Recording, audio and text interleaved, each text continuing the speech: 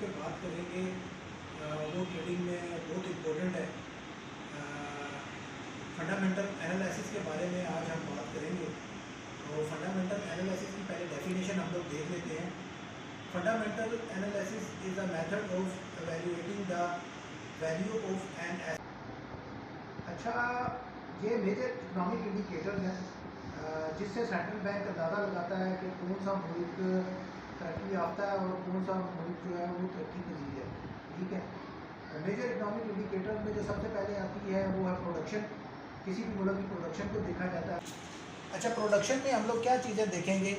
Production में सबसे पहले आ जाएगा any kind of goods like clothes, shoes, cosmetic a country makes call production. A central bank can see whether a country is being productive or not through these indicators. ठीक है, Pakistan is big cloth producer, first aim to fulfil the need of Pakistan. तो इनका सबसे पहले मकसद जो होगा वो होगा कि पाकिस्तान के अपने लोगों की ज़रूरियात पूरी हों और उसके बाद वो कपड़े को बाहर के मुल्क में एक्सपोर्ट करें।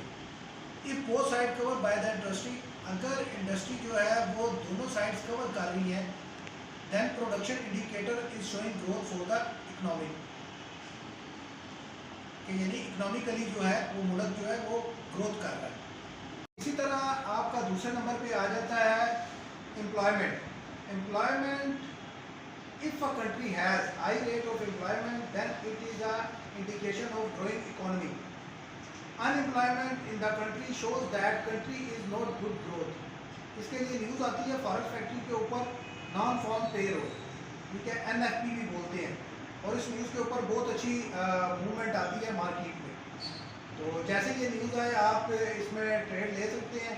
फॉरेस्ट फैक्ट्री के ऊपर आप चेक करेंगे कि USD का डाटा पॉजिटिव में आया या नेगेटिव में आया, आप उस हिसाब से फिर करेंसी में और गोल्ड में बाय और सेल की ट्रेड लेंगे। ठीक है, चौथे नंबर पे आ जाता है जी growth. The indicator shows that whether the country is growing is there ANF, overall growth in all kind of production. ठीक है, इस इंडिकेटर के थ्रू जो सेंट्रल बैंक है वो मुल्क की ओवरऑल ग्रोथ देखने के लिए ओवरऑल प्रोडक्शन देखता है, जिसको GDP बोलते हैं। ठीक है, GDP का मतलब होता है ग्रॉस डोमेस्टिक प्रोडक्शन। ठीक है, यानी ओवरऑल प्रोडक्शन देख के तो सेंट्रल बैंक डिसीजन लेगा। लास्ट पॉइंट जो है वो है inflation. How the cost of goods and services are moving a smooth growth in salary and fee of private sector shows that inflation in balance. Very high rate of fee and salary are very low rate causes imbalance and central bank have to involve in the matter. अच्छा, inflation को देखने के लिए जो central bank ने एक तकाजा रखा हुआ वो ये है कि अगर तो प्राइवेट सेक्टर की फीस, प्राइवेट सेक्टर के डॉक्टर की फीस फॉरेस्ट फैक्ट्री के ऊपर जिसको बोलते हैं CPI, consumer price index. CPI का एब्रीविएशन है कंज्यूमर प्राइस इंडेक्स, जिसमें सेंट्रल बैंक जो है वो देखता है कि मुल्क की महंगाई जो है वो ज़्यादा है या कम है। तो उस हिसाब से फिर वो डिसीजन लेता है सेंट्रल बैंक में कि अब वो मुल्क की जो इकॉनमी है वो महंगाई की वजह से तबाह हो रही है, तो वो इसमें एक टूल यूज़ करता है जिसको बोलते हैं इंटरेस्ट रेट। ठीक है, और इंटरेस्ट रेट को वो कम करता है जिसकी वजह से मुल्क में महंगाई जो है वो कम होती है। Economic stability, interest rate, price limit, language, quantity, easing. अब सेंट्रल बैंक के पास ऐसे कौन से टूल्स हैं कि जिसको यूज़ करते हुए वो मुल्क की इकॉनमी को बेहतर करता है या स्टेबल करता है? उसमें सबसे पहले नंबर पे इंटरेस्ट रेट, जिसको मार्कअप भी बोलते हैं, प्रॉफिट भी बोलते हैं, उसकी शरह को कम या ज़्यादा करके ये मुल्क की इकॉनमी को बेहतर कर सकता है सेंट्रल बैंक। ठीक है, उसके बाद प्राइस लिमिट आ जाती है। ठीक है, उसके बाद लैंग्वेज है, उसके अलावा क्वांटिटी ईजी है। ठीक है, इसको अब हम आगे जो है अगली स्लाइड में हम इसको 1 बाय 1 स्टेप को जो है डीपली डिस्कस करेंगे। आपका कोई सवाल तो नहीं है? अभी ये मैं इंटरेस्ट रेट को इलाबोरेट कर देता हूँ आपको। इंटरेस्ट रेट में inflation is the indicator of economic stability and interest rate is the tool to control the inflation, the main tool used by the central bank. if the inflation is rising too rapidly, then central banks will increase the interest rate. And similarly, if the inflation rate is decreasing, the central bank will decrease the interest rate. ये समझ आइए आपको? Quantitative easing का पता है किसी को? अगर किसी को पता है तो मुझे बता दें, अगर नहीं पता तो फिर मुझे बताएं, मैं फिर इसको एलैबोरेट करता हूँ आपको कि क्वांटिटेटिव ईजिंग क्या होती है। चलो ठीक हो गया। क्वांटिटेटिव ईजिंग बोलते हैं अपने मुल्क में ही पैसे को छापना, यानी बहुत ज़्यादा पैसे को छापने को जो है वो क्वांटिटेटिव ईजिंग बोलते हैं, ठीक है। It's just to encourage the economy for growth, ठीक है।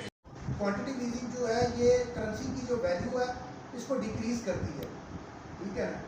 तो इसलिए अगर तो सेंट्रल बैंक का एम ये है, ये वाला अगर टूल यूज़ करता है सेंट्रल बैंक, तो आप एज अ ट्रेडर मार्केट में अच्छे पैसे बना सकते हैं, ठीक है। यहाँ तक क्लियर है? अगर कोई सवाल है तो आप पूछें। बहुत ज़्यादा लोग जो है वो न्यूज़ के ऊपर ट्रेडिंग करते हैं, ठीक है। मैं खुद भी न्यूज़ के ऊपर ट्रेडिंग करता हूँ, क्योंकि न्यूज़ की ट्रेडिंग के ऊपर जो है ना कंफर्म मूवमेंट होती है मार्केट के अंदर, ठीक है। अब ये न्यूज़ आपने किस जगह देखनी है, इन न्यूज़ को रीड कैसे करना है, किस न्यूज़ किस से रिलेटेड है और किस न्यूज़ के ऊपर आपने कैसे ट्रेड लेनी है, इसका एक प्रॉपर तरीकाकार है जो भी हम लोग आगे आस्ता आस्ता डिस्कस करेंगे, ठीक है। अभी आप पहले ये देख लें कि किन वेबसाइट्स के ऊपर आपने ये न्यूज़ देखनी है, ठीक है। इसमें सबसे पहले नंबर पे आपकी forexfactory.com है, ठीक है। ये फ्री सोर्स है, इसके ऊपर आप जो है ना डेली, वीकली, मंथली न्यूज़ देख सकते हैं यूएसडी की, जी। दूसरे नंबर पे fxstreet.com, इसके ऊपर भी आप न्यूज़ देख सकते हैं। इसके ऊपर आर्टिकल्स आते हैं, मुख्तलिफ किस्म के टेक्निकल एनालिसिस होते हैं। कि न्यूज़ को देखने के लिए दो किस्म के डाटा आते हैं, इनको डाटे को हमने 2 पोर्शंस में डिवाइड किया हुआ है। इसको टीयर 1 डाटा बोलते हैं और टीयर 2 डाटा बोलते हैं, ठीक है ना। ये बेसिकली वो न्यूज़ है जिसके ऊपर हमने ट्रेड करनी है फ्यूचर में, ठीक है। और ये सारी न्यूज़ जो है वो फॉरेक्स फैक्ट्री के ऊपर आप फ्री ऑफ कॉस्ट देख सकते हैं, ठीक है। पर इस न्यूज़ से पहले आपने आधा घंटा पहले लैपटॉप और सिस्टम के ऊपर बैठ जाने हैं, अपने टेक्निकल एनालिसिस कर लेने हैं, और जैसे ही न्यूज़ का टाइम होगा आपने बिल्कुल रेडी लेना है। जैसे फॉरेक्स फैक्ट्री पे न्यूज़ आएगी, ठीक है, आपने न्यूज़ रीड करके फ़ौरन अपनी ट्रेड एग्जीक्यूट करनी है, ठीक है। इसमें जो टीयर 1 में जो सबसे पहला डाटा आता है वो अनएम्प्लॉयमेंट रेट है, ठीक है।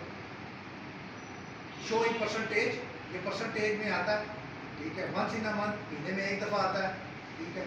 Number of unemployment people in the economy, America की इकॉनमी में जितने भी बेरोजगार लोग हैं उनका डाटा नंबर्स में शो होता है इस न्यूज़ के अंदर।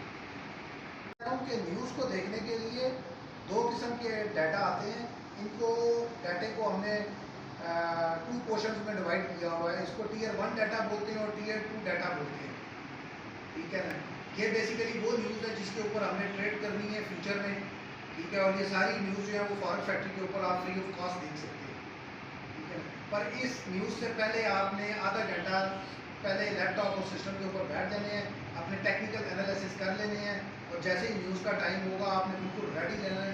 जैसे फॉरेक्स फैक्ट्री पे न्यूज़ आएगी, ठीक है, आपने न्यूज़ रीड करके फ़ौरन अपनी ट्रेड एग्जीक्यूट करनी है, ठीक है। इसमें जो टीयर 1 में जो सबसे पहला डाटा आता है वो अनएम्प्लॉयमेंट रेट है, ठीक है। शो इन परसेंटेज, ये परसेंटेज में आता है, ठीक है। वंस इन अ मंथ, महीने में एक दफ़ा आता है, ठीक है। Number of unemployment people in the economy, America की इकॉनमी में जितने भी बेरोजगार लोग हैं उनका डाटा नंबर्स में शो होता है इस न्यूज़ के अंदर। अगर तो ये डाटा फोरकास्ट से लो आएगा तो आपने करेंसी में और गोल्ड में बाय की ट्रेड लेनी है, ठीक है।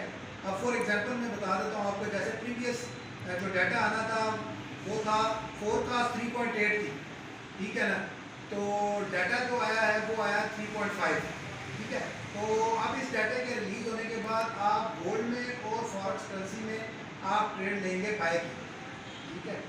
और इसमें आपने परसेंटेज का भी ख्याल रखना है कि जो डाटे की परसेंटेज है उसमें कम से कम 0.2% का डिफरेंस हो, ठीक है। अगर 0.2% का डिफरेंस होगा तो आप मार्केट में अच्छे पैसे बना सकते हैं, ठीक है।